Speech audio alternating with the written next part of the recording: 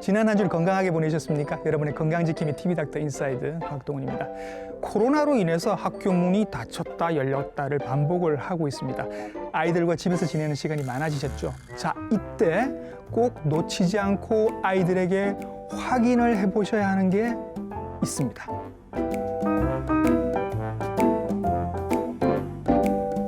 쑥쑥 잘 자라는 아이를 보고 있으면 기분이 좋아지죠. 그런데 초등학교 입학하자마자 사춘기가 나타나는 느낌이 들면 약간 당황스러워집니다.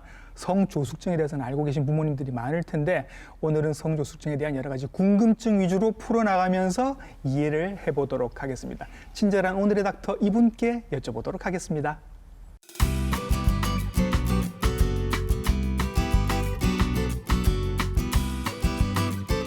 스튜디오에 모셨습니다. 소아청소년과 전문의 김형수 선생님이십니다. 선생님 안녕하십니까? 네, 안녕하십니까.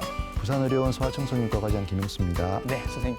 선생님께 일단 성조숙증에 대해서 오늘 여러 가지 여쭤볼 텐데 이게 헷갈리시면 안 되는 게 키가 너무 작아서 성장 호르몬 주사하는 거랑은 다른 얘기입니다. 네. 그렇죠? 오늘은 조금 반대되는 얘기. 그러니까 너무 빨리 크는 아이들의 속도를 잡아주는 이야기가 될 겁니다. 성조숙증. 조숙하다는 얘기인 것 같은데 이게 뭐가 어째야 조숙한 겁니까? 예, 그 사춘기에 나타나는 2차 성징이 있는데 그 여아의 경우에 있어서는 만 8세 미만의 그 2차 성징이 나타나는 경우이고 만 나이입니다. 만 예, 나이. 만 나이. 네. 예. 네. 2차 성징 뭐 젖가슴이 만져진다든지 이런 네. 경우가 될 수 있겠고 예. 남아의 경우에는 만 9세 미만의 네. 고환의 크기가 2.5cm 이상 되는 경우로 정의되고 있습니다. 네. 또 뭐 추가적으로 만 10세 미만의 여아의 경우 초경이 나타난다든지 예. 그다음에 그 초등학교 시기에 키가 1년에 7cm 이상 급성장 시기가 나타나는 경우가 예. 이 성조숙증을 의심할 수 있겠습니다. 예. 선생님 6개월에 4cm, 이상. 1년에 한 8cm, 7cm. 예. 보통은 1년에 한 4cm 정도 자라는 거죠. 근데 1년에 뭐 8cm 가량 자라면 키가 쑥쑥 커서 좋을 수도 있지만 이게 이제 성조숙증의 신호다. 맞습니다. 이렇게 보셔야 되겠습니다. 자, 조금 애매한 게 있을 수 있는데 전몽을 나오는 거는 조금 이해하실 수 있을 텐데 고환이 커진 거를 어떻게 확인을 할 거냐. 선생님 이게 선생님들은 이제 고환 크기를 재는 기구들을 가지고 계신데 일반 집에는 없거든요, 선생님. 요거 어떻게 확인을 해볼 수 있을까요? 물론 이제 저희들은 촉진을 해서 그 비교하는 그 도구가 있습니다. 그래서 직경이 그러니까 만 9세 미만의 직경이 2.5cm, 최적으로 치면 4cc 정도가 됩니다. 4cc 정도가 되는데 그렇게 해서 비교해서 그 우리가 하는 그 어떤 비교 모델보다 크면은 일단 크다고 이렇게 정의를 내립니다. 주변에 있는 어떤 것들과 이 비교를 한번 해보면 좋을까요? 성인의 엄지손가락 크기 정도. 성인의 엄지손가락 마지막 정도. 마디. 마지막 마디. 대략적인 게 되겠습니다. 해보시면 그죠? 요것보다 크다. 이러면 요거 고환이 너무 큰 걸로 그렇게 이해를 해주시. 이렇게 이해를 하려면 자주 만져보셔야 될 것 같습니다. 그죠? 여자아이들 같은 경우는 사춘기라서 조금 예민한 아이들도 있을 것 같아서 어머님들이 좀 확인을 관심 해보시면 있게 보실 필요가 있습니다. 그렇게 해보시면 좋을 것 같습니다. 자, 그리고 이게 원인에 따라서 진성 성조숙, 가성 성조숙 이런 얘기가 나옵니다. 뭔가 다르다는 얘기인 것 같아요. 뭐가 다른 거예요? 진성 성조숙증은 그 뇌 안에 있는 그 시상하부라는 우리 몸의 항상성을 유지하는 그 호르몬 관장 기구가 있는데 거기서 그 밑에 바로 뇌하수체가 있게 되고 그 시상하부에서 성선 자극 호르몬, 방출 호르몬이라는 호르몬이 뇌하수체를 자극하게 되고 뇌하수체에서 성선 자극 호르몬이 나와서 고환이나 난소에 자극을 줘서 성선이 그러니까 에스트로겐이나 테스토스테론이 분비되게 되는데 이 축에 의해서 조기에 활성화돼서 오는 성조숙증을 진성 성조숙증이라 하고 이 성호르몬이 이 축이 아닌 다른 데서 그러니까 뭐 부신이라든지 부신은 콩팥 위에 에드리날 글랜드라고 부신이라고 있는데 거기서 성호르몬이 분비가 됩니다. 거기 기능 이상으로 성호르몬이 많이 분비돼서 오는 성조숙증이라든지 아니면 뇌 안에 성호르몬을 분비하는 종양이 뭐 선천적으로라든지 부천적으로 있는 경우 또 성조숙증이 올 수가 있습니다. 이런 경우에 오는 경우는 아까 그 제가 말씀드린 그 축이 아니고 그 다른 축이기 때문에 다른 원인이기 때문에 가성 성조숙증이라고 합니다. 여아에서는 진성 성조숙증이 거의 80% 이상이고 남아에서는 50% 정도가 가성 성조숙증이기 때문에 남아에서 성조숙증을 진단할 때는 그러니까 MRI 촬영, 예. 뇌의 MRI 촬영이 필요할 수가 있습니다. 예. 결국 조금 쉽게 제가 풀어보면 예. 성호르몬이 많이 나와서 성조숙증이 생기는 건데 예, 맞습니다. 이유가 예. 조금 다르다는 겁니다. 예. 성조숙증 그 2차 성징들 좀 말씀하셔서 예. 가물가물합니다. 이게 예, 오래돼서 예. 저도 분명히 지나왔을 텐데 예. 2차 성징들이 어떤 순서로 어떻게 나타나요, 선생님? 여아에서는 이제 먼저 유방 발달이 제일 먼저 일어나게 됩니다. 전 몸무리가 나오는 게 제일 먼저다. 나오는 거. 아, 예. 그다음에 급성장 시기가 오게 되고 네. 이 급성장 시기가 이제 초경 전에 되게 끝나게 됩니다. 네. 물론 이제 유방 발달이 있게 되고 음모도 나오게 되고 네. 그런 과정은 중간에 있게 되고요. 그다음에 급성장 시기가 오고 초경이 오게 되고 초경은 대개 12세 정도에 이제 시작됩니다. 만 12세 예, 정도에 예. 초경이 오고 예. 그리고 남아는 그리고 예. 얼마 정도 더 크죠? 예. 그리고 2년 이내에 대개 성장이 멈춥니다. 2년 이내에 여아의 성장은 예. 사춘기 진행 속도는 그렇게 되고 대개 여아가 남아보다 2년 정도 빠릅니다. 예. 사춘기 진행 처음 시작하는 시기가. 네. 그다음에 남아는 여아보다 2년 정도 늦게 되고 처음에 고환의 크기가 커지는 걸로 사춘기가 시작된다고 보시면 되고요. 예. 그다음에 사춘기 진행 속도가 조금 느리면서 급성장 시기가 사춘기 중반 후반까지 계속 조금 지연되는 특징이 있습니다. 천천히 오래 크는 오래 경향이 끄는 있고. 특징이 있습니다. 예. 그러니까 그 2차 성징의 가장 첫 신호가 되는 것들을 우리가 유심히 보셔야 된다는 얘기가 되는 겁니다. 여자애들 경우는 전망울, 남자애들 같은 경우는 고환 크기가 커지는 거를 요게 제일 첫 신호이기 때문에 유심히 보셔야 된다는 얘기고 또 여자아이들은 초경이 온 다음에 2년 정도 이후에는 성장이 멈춰버리기 때문에 요 초경을 가급적이면 늦추면 늦출수록 좋다라는 게 요 치료의 이제 주안이 됩니다. 여러 가지 2차 성징들이 있는데 그러면 정확하게 전망울이 이게 큰 건지 아닌 건지도 잘 모르겠고 고환 만져봐도 이게 긴가민가하단 말입니다. 그러면 어떤 다른 증상들도 좀 유심히 보면 요거 병원에 데려가야 되겠다라는 힌트가 될 만한 다른 증상들이 있나요? 예, 그 초등학생 때 키가 1년에 7, 8cm 이상 크는 급성장하는 경우 유심히 봐야 되고 너무 빨리 큽니다. 여아의 경우는 아까 제가 말씀드린 대로 8세 미만에 전몽우리가 만져지거나 그다음에 질 분비물이 또 이렇게 가끔 보이는 경우가 있습니다. 그리고 머리에 냄새가 난다. 이런 경우도 많이 호소를 하시거든요. 그런 경우도 일단 의심해 보셔야 되고. 머리에서 얼음 냄새가 약간 나는 거죠. 그렇죠. 맞습니다. 남아의 경우에는 만 9세 이전에 고환의 크기가 만져진다든지 고환 다음에 진행이 이제 고환이 커지고 음경이 커지고 음모가 생기고 이런 순서대로 진행을 하는데 고환이 커진다든지 음경이 커진다든지 뭐 이런 경우에 또 의심할 수 있고 그다음에 부모가 어릴 때 일찍 성장해서 키가 성장이 빨리 멈춰버린 경우 그리고 엄마의 초경이 빨랐던 경우 이런 가족력이 있을 때 가족력 성조증을 뭐 그런 것도 있고 이제 앞에 또 아까 제가 말씀드린 그런 전조 증상이 있을 때 의심을 해야 됩니다.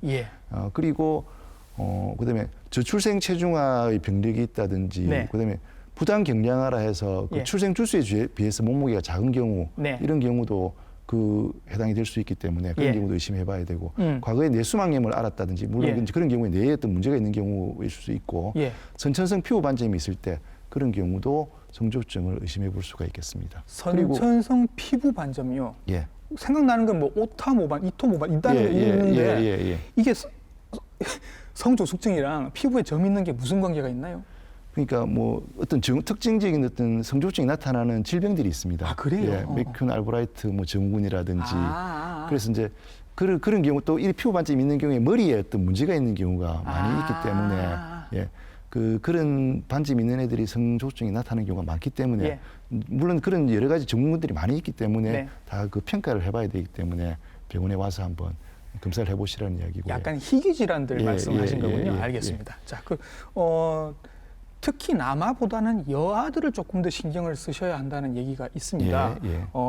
정말로 여아들한테 많은지 그리고 선생님께서는 이제 실제로 많이 보시니까 최근에 정말로 성조숙증 아이들이 많아졌는지부터 일단 확인을 좀 드리고 싶네요. 그 성조증 유병률이 최근 한 10년 동안 굉장히 많이 그러니까 몇 배씩 증가되게 나타나고 있고 요즘 유병률이 거의 매년 한 9에서 10% 정도로 확인되고 있습니다. 이거는 국내뿐 아니라 미국이나 유럽 연구에서도 통계에서도 그렇게 나타나고 있고 남아도 꾸준히 지금 증가되고 있다고 지금 알려져 있습니다. 원인이 그러니까 환경 호르몬, 네. 그러니까 산업화로 인해서 환경 호르몬이 증가되고 네. 그 비만도가 증가되고 그다음에 비만도가 증가돼서 그다음에 가족력 뭐 이런 것이 원인이 있을 수 있는데 예. 여아가 특히 많은 원인은 환경 호르몬이 그 여성 호르몬하고 유사한 어떤 특징 때문에 아하. 이 환경 호르몬의 축적에 의해서 환경 호르몬이 몸에 축적되면서 여성 호르몬처럼 작용을 하는 거죠. 아. 예, 그래서 여아들이 많다는 그 가설하고 예. 가설이 아니고 그렇게 알려져 있고 네. 그다음에 비만 세포에서 여성 호르몬이 분비가 됩니다. 네. 예, 그렇게 해서 여아들이 좀 더 많이 나타나는 걸로 지금 일단 설명이 되고 있습니다. 전 세계적으로 성조숙증은 많아지고 있고 예. 그중에 특히 여아들이 많은데 예. 10배 가까이 남자아이보다 많습니다. 많다고요. 예, 예, 예. 와, 그러네요. 말씀하신 것 중에 아까 그 얘기가 있었습니다. 부모님이 조금 성조숙증이 있으면 아이들도 의심을 해봐야 된다. 예, 예. 유전된다는 얘기입니까? 예, 예. 70~80% 정도가 그런 경향이 나타난다고 되어 있고 예. 부모님이 초등학교 때 일찍 자라고 성장이 멈춘 경우 그다음에 엄마가 초경이 빨리 시작했던 경우는 네. 거의 그 아기들도 예, 성조증이 많다고 예, 알려져 있습니다. 그래요? 예. 비만 아까 말씀하셨는데 예. 비만한 아이들은 확실히 성조숙증이 올 가능성이 높습니까? 예, 통계적으로 5세나 3세 때 비만이었던 애들이 성조증이 나타나는 그 연관성은 굉장히 높은 걸로 지금 일단 확인이 되고 있고 예. 비만이 있으면 렙틴이라는 물질이 증가되게 되는데 예. 렙틴이라는 물질이 그 증가되면서 인슐린 저항성이 커지게 되면서 성호르몬을 억제를 못 시킵니다. 네. 그래서 성호르몬이 이제 과다하게 분비가 되게 되고 그렇다 보니까 이게 성조증하고 연관이 있는 거죠. 그럼 이런 아이가 전망울이 약간 나온다고 하면 선생님 전 잘 모르는데 비만하면 전망울 나오는 거랑 헷갈릴 수도 있을 것 같아서 예. 전망울이 나오면 그러면 다 성조숙증인 건가요? 초등학교 때 전몽우리가 물론 이제 비만한 경우 저희들도 참 판단하기 애매한 경우가 예. 많습니다. 근데 초등학교 때 전몽우리가 확실하게 만져지면은 진성 성조숙증일 가능성이 많고 네. 너무 어린 나이에 또 만져지는 경우는 뭐 아닌 경우도 많기 때문에 네. 일단 의심이 되면 네. 병원에 오셔가지고 예. 여러 가지 평가를 한번 해보시는 게 그렇죠. 맞을 것 검사하는 같습니다. 방법들이 또 뒤에 예, 나옵니다. 다양하게 있기 이런 때문에. 검사를 예, 받아보시면 예, 예. 되겠고. 성조숙증이 문제가 될 수 있는 게 일단은 또래들보다 큽니다, 우리 애가. 그러면 이걸 왜 치료를 해야 되는 거냐, 좋은 거 아니냐 오히려 이렇게 생각하실 수 있는데 이게 나중에 문제가 된다면서요. 성조숙증이 되면 성호르몬이 일단 많이 분비가 되기 때문에 성호르몬 작용 중에 성장 속도를 조금 빠르게 하는 작용도 있습니다. 그래서 되게 이 특징 중에 하나가 초등학생 시기에 급성장 시기가 오게 되는데 잘 큰다고 해서 좋아할 건 아니고 이게 왜냐하면은 성장판에 성호르몬의 또 다른 특징 중에 하나가 성장판에 폐쇄를 가져옵니다. 조기 폐쇄를 가져오기 때문에 보통 여아에서는 14세, 남아에서는 16세까지 크는데 그 조기 폐쇄로 인해서 뒤에 한 2년 정도를 잃어버리게 됩니다. 성장할 수 있는 2년 정도 빨리 이렇게 성장판에 조기 폐쇄가 오기 때문에 그래서 최종적으로는 빨리 커버리고 빨리 성장이 멈춰버립니다. 멈춰버리기 때문에 키의 손실을 가져올 수가 있게 되고 보통 그 부모의 즉키라고 하는 게 있는데 부모의 즉키보다 한 10cm 정도 작게 체중 키가 된다고 알려져 있습니다. 그래서 성조숙증 치료를 하게 되면 키의 손실을 가져올 수가 있습니다. 지금 당장은 커 보이는데 이게 짧게 빨리 큰 거라서 나중에 천천히 오래 큰 아이들에 비하면 천천히 오래 큰 아이들이 훨씬 더 크더라는 맞습니다. 거죠. 이게 그럼 얼마나 손해를 보는 거예요? 키가 나중에? 아까 제가 방금 말씀드렸듯이 한 10cm 정도 부모의 즉키라고 있는데 그 보통 그 부모님의 엄마 아빠 키의 평균에서 남아들에서는 6.5cm을 더하게 되고 그게 부모의 즉키가 되고 여아에서는 6.5cm를 부모 평균에서 뺀 키가 여아의 그 부모의 즉키가 되는데 이건 성장 잠재력을 나타내는 지표가 됩니다. 그래서 최소한 유전적 키라고도 하는데 이 정도는 커주면 좋은데 그 성조증을 치료를 안 하게 되면 그 부모의 즉키보다 한 10cm 정도 통계적으로 손실을 본다는 것이죠. 예를 들어보죠.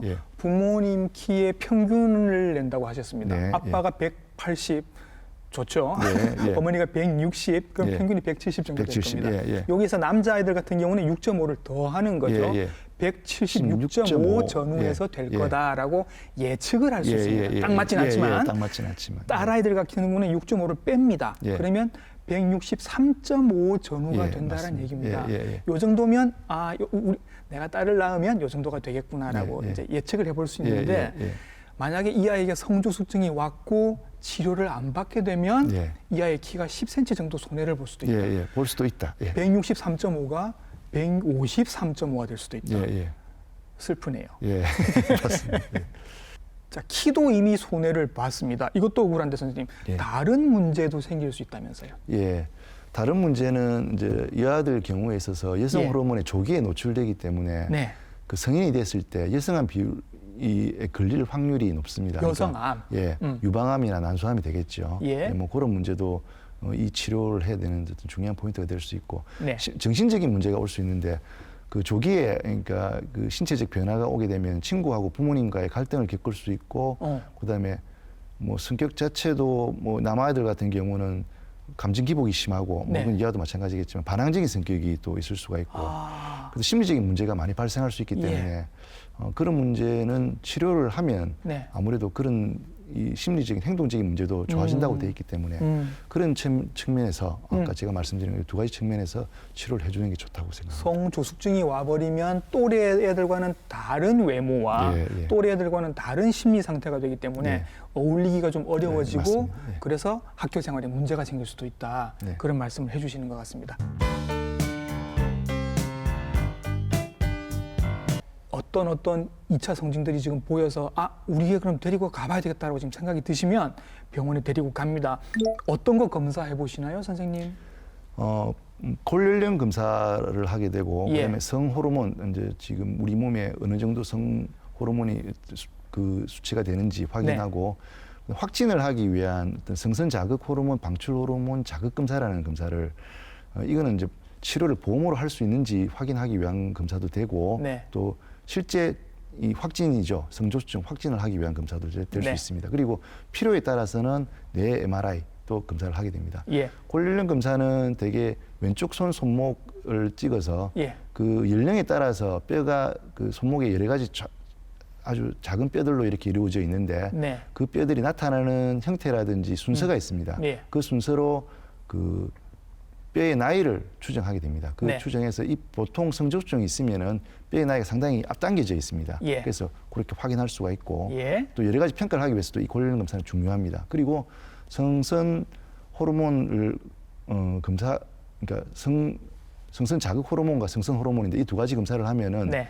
단 한 번의 검사로도 어느 정도 예측할 수 있는 예. 약간 선별검사적 성격이 짙은데 예. 일단 그것도 알 수 있게 되고 예. 그래서 최종적으로 많이 이제 지금까지 정황이 의심이 된다.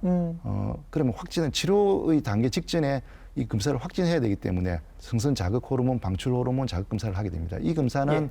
성선 자극 호르몬, 방출 호르몬 주사제를 주사하고 네. 한 2시간에 걸쳐서 한 3번 내지 4번 정도 체열을 하게 됩니다. 시간은 네. 30분, 60분, 90분 예. 이렇게 체열해서 그 아까 제가 말씀드린 시상하부에서 이제 그 분비되는 호르몬하고 똑같은 약제를 주입하는 건데 그 주입해서 그 성선 자극 호르몬이라든지 성선 호르몬이 그러니까 성선 자극 호르몬이 주로 되겠습니다. 황체화 호르몬이 자극을 받았을 때 처음 기저치에 3배 이상 올라가고 5 IU per 리터 이상 올라가게 돼 있으면은 확진하게 되는데 이 검사가 조금 힘든 검사지만은 예. 치료를 하기 위한 확진을 하기 위해서 꼭 예. 필요한 검사가 되겠습니다. 좀 말씀을 길게 하셨습니다만 이게 예. 그 이제 호르몬 수치를 보는 검사입니다. 예, 예, 그렇죠. 예, 그러니까 예, 아까 맞습니다. 축을 이렇게 1단계, 2단계, 3단계 이렇게 말씀드렸는데 그 축 전체가 다 활성화가 되어 있는지 예, 예. 진성인지 아닌지를 예, 확인하는 예, 그 예, 검사를 예, 이제 예, 피 검사를 하는 겁니다. 예, 그리고 예. 엑스레이도 지금 나와 있는데 선생님 예. 이게 성장판이 열려 있다라는 얘기도 있고 지금 닫혀 있다는 얘기인데 예. 엑스레이만 보면 잘 모르겠는데 이게 지금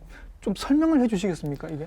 예, 그 성장판을 보면은 그러니까 성장판 그 골간하고 골단이 있는데 예. 그게 이게 어릴 때는 열려 있습니다. 예. 그래서 차츰 보통 남아에서는 16세, 여아에서는 14세에 이렇게 이제 완전히 융합이 되는데 다치면 이제 더 이상 안 크는 거죠. 예, 그 성장판에 그러니까 더 안 크죠. 예, 맞습니다. 예, 더 안 크고 그 엑스레이 상에서 검은 선이 안 보이, 까만 선이 안 보이게 됩니다. 성장판이 예, 예. 안 보이니까 열려 있으니까 예. 그 엑스레이 상에서 이제 공기가 통과하게 되니까 까맣게 나타나게 되겠죠. 네, 네. 예, 근데 이제 그 간격의 그 까만 그 간격의 틈을 봐서 성장판이 열려 있는 정도를 확인합니다. 확인해서 그 나이도 측정하게 되고 네. 여러 가지 이제 여러 가지 방식들에 의해서 측정하게 되고 그냥 그 성장판을 보고 그 연령을 추정할 수가 있는 거죠. 예, 예. 연령의 정도를 봐서. 까만 선으로 보이는 예. 요 성장판이 다 열려 있으면 열려 있을수록 성장의 가능성이 더 많은 맞습니다. 거죠. 예, 맞습니다. 예, 그렇게 예, 보시면 예. 되겠습니다.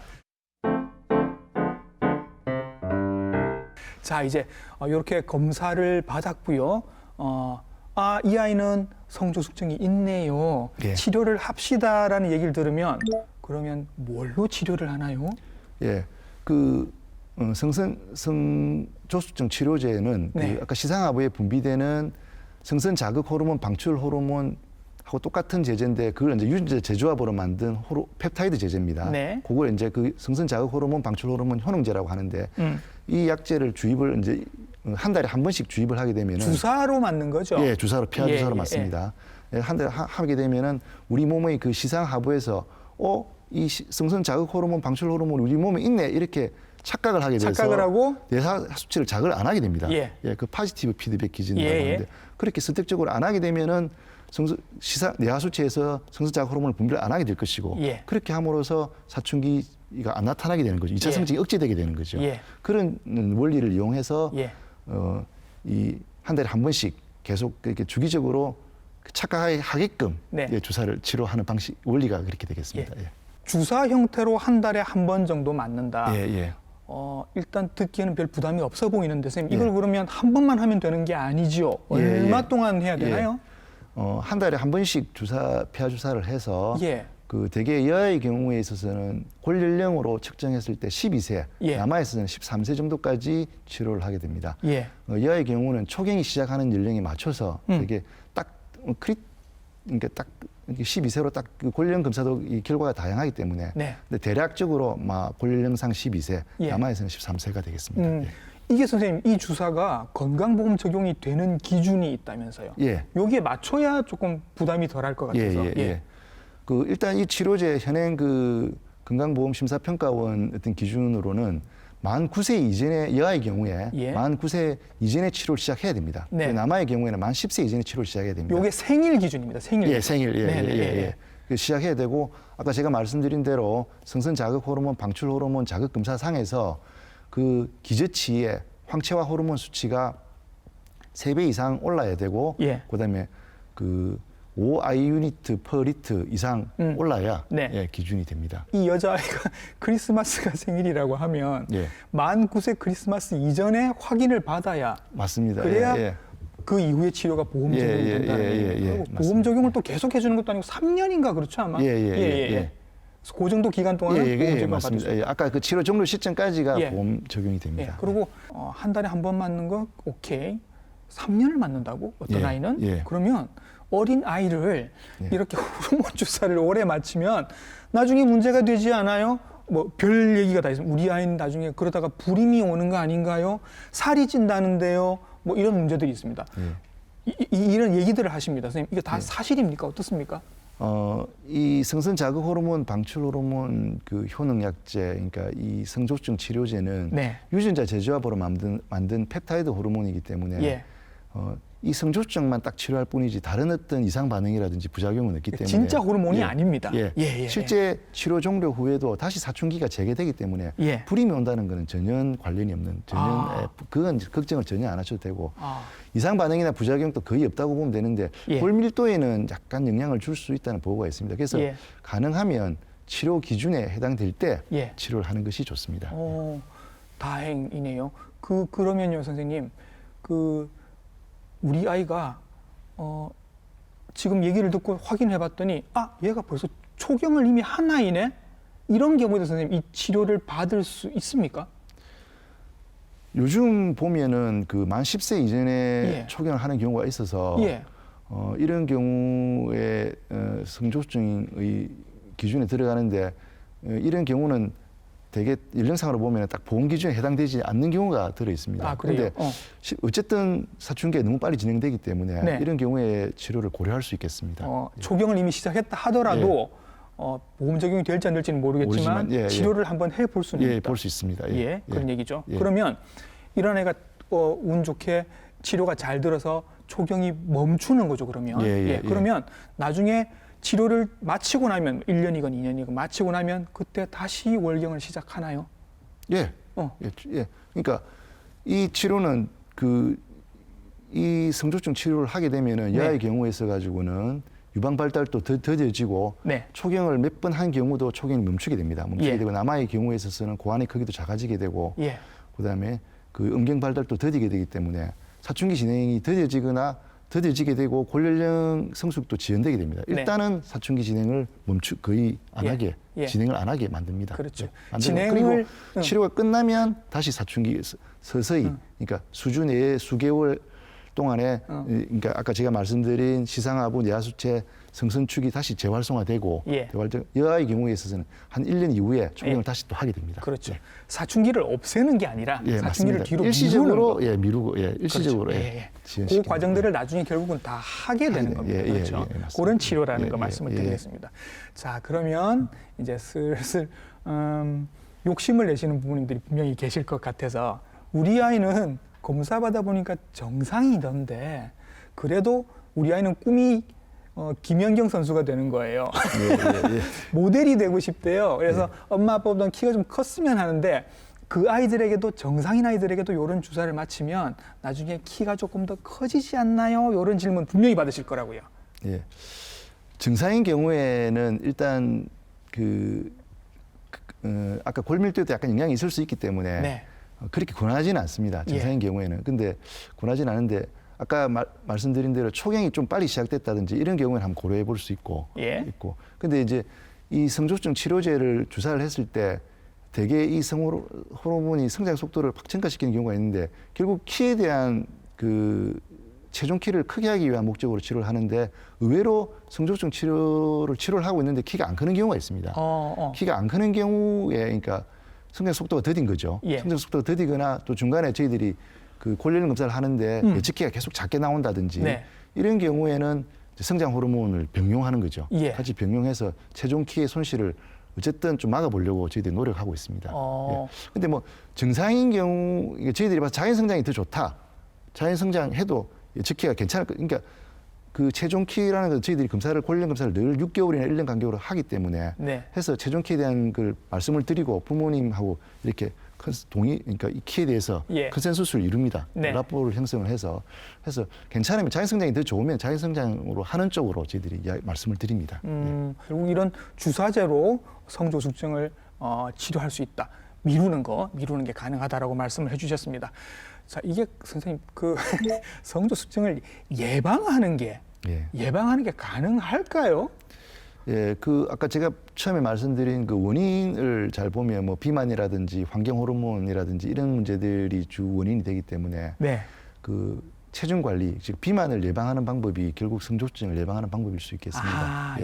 그래서 뭐 식이 습관이라든지 조정해서 뭐 기름진 음식이라든지 패스트푸드 이런 음식을 피하고 육류가 지방이 적은 육류라든지 콩, 과일 이런 골고루 하는 식습관을 유지하는 것이 중요할 것 같고 또 운동을 좀 많이 하는 게 또 비만을 예방하는 방법이 되니까 뭐 줄넘기라든지 스트레칭 이런 거를 일주일에 3번 이상 적어도 그다음에 한 번 할 때 30분 이상씩 이렇게 해서 체중 조절하는 것이 상당히 중요할 것 같고 환경 호르몬 노출이 아까 몸에 축적되는 게 좀 큰 원인이 되기 때문에 대표적으로 뭐 다이옥신이나 프탈레이트, 비소페놀 A 뭐 이런 호르몬들이 예가 되겠습니다.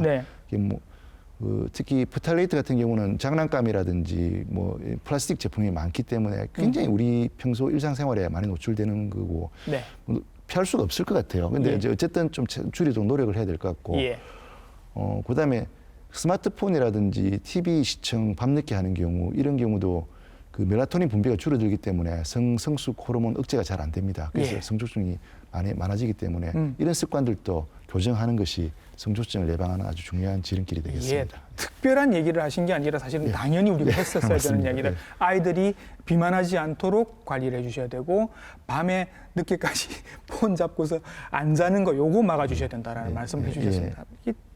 이게 보면 아이들만 하면 될 게 아니라 사실은 부모님도 같이 하셔야 될 것 같은 느낌이 맞습니다. 듭니다. 예, 그러니까 예. 새해를 맞이해서 너만 살을 뺄 게 아니라 엄마 아빠도 같이 하겠다 이런 마음으로 같이 운동도 좀 하시고 식단도 조절을 하시고 밤에도 부모님도 좀 같이 일찍 주무시고 이런 패턴을 한번 새해 우리 가족 다짐으로 이렇게 한번 잡아보시면 어떨까라는 생각을 해봅니다. 자, 오늘 성조숙증에 대해서 여러 가지 질문들 명쾌하게 해결을 해주셨습니다. 소아청소년과 전문의 김형수 선생님이셨습니다. 선생님 수고 많으셨습니다. 네, 수고하셨습니다. 네. 아이 키가 너무 작아도 치료의 대상이 되고요. 아이가 또 너무 빨리 자라도 치료의 대상이 됩니다. 어쩌면 아프지 않고 정상적으로 자라는 것 하나만 해도 정말 대단하고 고마운 일이 아닌가라는 생각 해봅니다. TV닥터 인사이드 다음 주에도 좋은 정보로 인사드리겠습니다. 시청해주신 여러분 감사합니다.